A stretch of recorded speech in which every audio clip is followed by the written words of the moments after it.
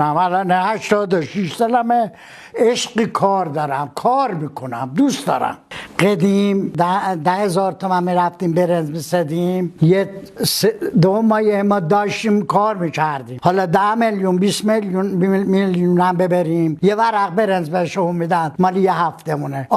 تازه قلم بزنیم بذاریم اینجا تا کی بفروشیم. یه سرمایه نداریم که ما مثال برنج مثل بخریم. برنج کیلوی 200 تومن 100 تومن، حالا 700 تومن. یه قدرتی خریدش ندارم که من بخرم اینجا قلم بزنم بذارم اینجا در حالی مثلا تماشا. مثلا یه قندیل بفروشیم 6 میلیون 7 میلیون، یه قندیل 6 کیلوه 6 تا 70 تومن پولی مثالش است. 6 تا 800 تومن موزی ساختش است، موزی چرخ کاریشه، موزی زنجیر و لنتر، خیلی. یعنی یه دونه قندیل ها 7 تا شغل باید داشته باشی تا یه دونه اینا رو بتونی عمل بیاری.